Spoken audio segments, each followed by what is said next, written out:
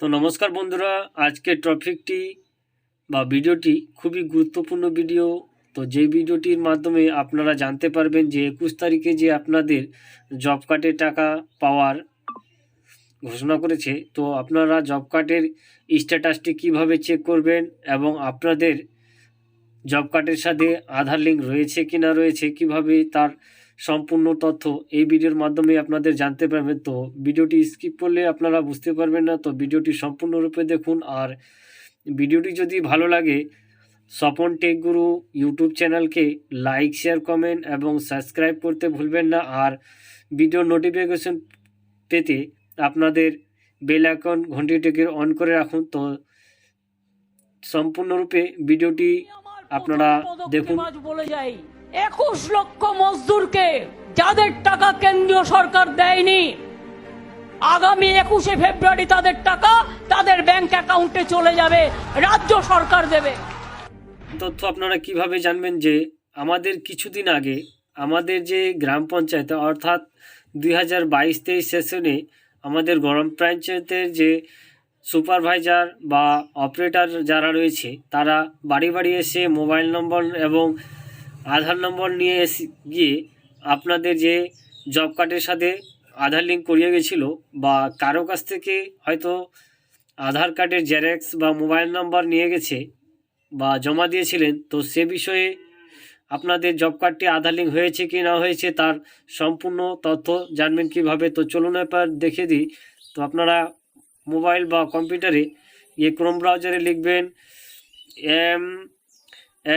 MGNREGA, তো এইভাবে type করবেন। টাইপ করার পরে ক্লিক করলে দেখতে পাচ্ছেন Mahatma Gandhi ministry of rural development, তো এর উপরে ক্লিক করবেন।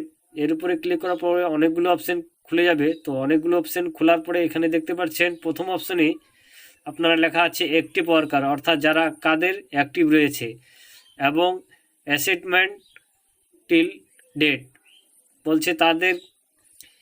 তো আমাদের যে মূল কাজটি করতে হবে সেই মূল কাজটি হচ্ছে যে আমাদেরকে গিয়ে রিপোর্ট অপশানে ক্লিক করতে হবে। তো রিপোর্ট অপশানে ক্লিক করার পরে এরকম করে একটি ক্যাপচার দেখতে পারবেন, সেই ক্যাপচারটিকে ফিল করে দেবেন।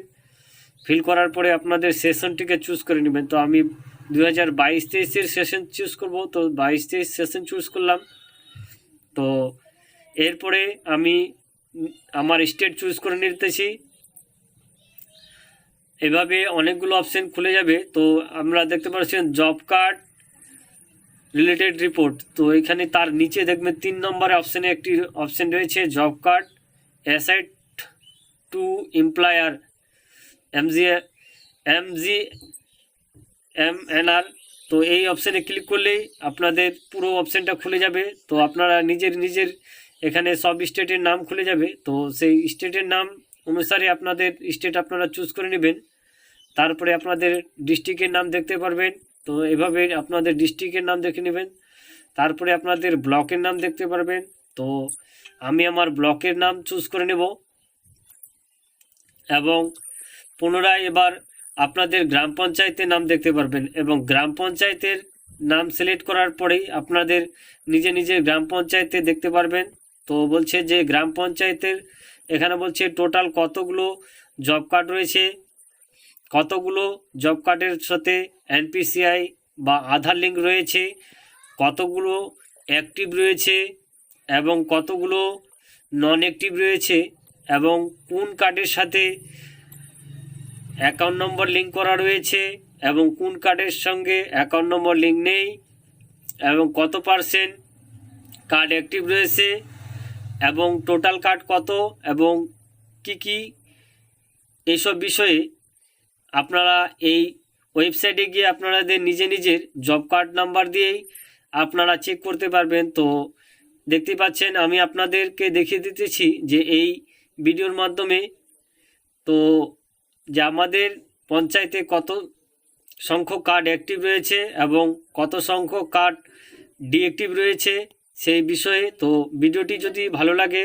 বাংলা স্বপন টেক গুরু ইউটিউব চ্যানেলকে লাইক, শেয়ার, কমেন্ট এবং সাবস্ক্রাইব করবেন। আর ভিডিওটি যদি আরও ভালো লাগে তো বন্ধুদের মাঝে শেয়ার করবেন। তো জয় হিন্দ, বন্দে মাতরম, নমস্কার।